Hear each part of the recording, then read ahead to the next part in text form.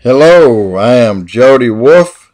You're watching EXPOZ. Today, December 11, 2010, and it's 6:05 p.m. in Greater Birmingham, Alabama. Today's topic: store some food. Prepare yourself for what's coming. And I'm going to get down and I've learned a lot in the last year and a half, but something hit me today that made me think, wow, this has been going on a good bit longer than most of us think. If you know this, you hear it again. If you don't know this, you need to know. Our government is purposely creating a food shortage. Our government is creating a food shortage in the United States. It's been going on for longer than you think. Back in 1985, 86, 87, I owned a farm.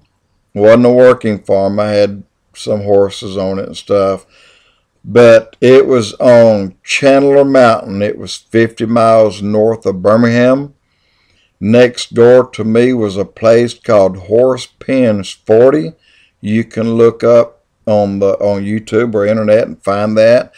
There was also a place called Point Peter. It was a large rock on the mountain bluff, and on a clear night you could see the glow of Birmingham from that rock. I owned that rock for several years, that land. I remember loaning my land to the neighbor across the street. I won't give his name. He farmed between 20 and 30 acres every year of my land in tomatoes. I remember him moaning and complaining about the high price of the pesticides that the government was making him purchase to spray on his crops. And when I asked him, I said, why do you buy it if the price is 3 and 4 times higher than what you've been using? He said, if I don't buy it, then I can't sell my produce on market. He said that's a government regulation or government rule now. And I said, well, why are they doing it? He said, well, we do get 3 crops a year. I said, out of tomatoes, which is normally 2. He said, yeah. He said, but it's faster growing. He said it takes less of the nutrients out of the soil to grow this. He said, so it's nutrient-wise, it's got less in it than it used to have. He said, but there's one thing that's happening to it. He said, we have to buy new plants every year. I said, why? He said, because there's no seed in this that will reproduce. And I never thought about that. That didn't dawn on me. I just, okay. Didn't think about it again until just recently, after going to, and this is, recent, like in the last day or so. Now, I went to a revival down in Cleveland, Tennessee, and Perry Stone was the man down there that I went to see a year and a half ago. I think I said that, but he was talking about a friend of his as a farmer. The government is making him grow corn and wheat and something else. I don't remember what it was. None of them are reproducing seed. None of them. They have to buy new seed from the government every year. And I said, that's kind of stupid. Farmers never had to do that. They grow their crop. They take what they need for seed and they plant it next year. He said, not anymore. He said, government controls that. People, our government is creating a food shortage on purpose. They've been doing it. It's slowly coming on. But I believe that we're going to be slammed. And the last several months, food prices have been going up. And they will continue to go up. I'm going to say from May 2010 to May 2011, food price will be up by 10% or more. And I'll say at the same speed that it's going now from May 2011 to 2012, food price will be up 25% more than they used to be. And then after that, there's no telling what's going to happen.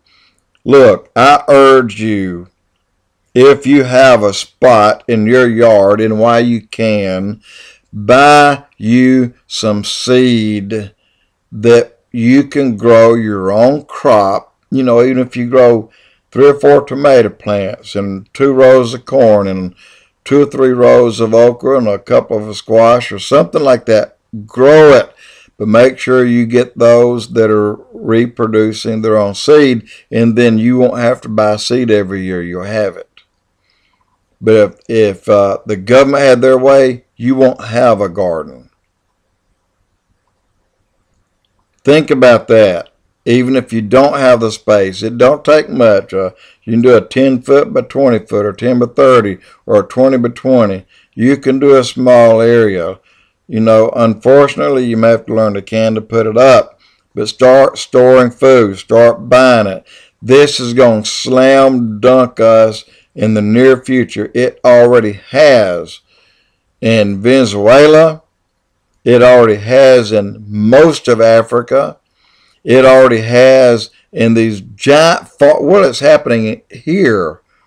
Here, you're going to see an extreme food shortage come upon us within 2 years. And I mean an extreme.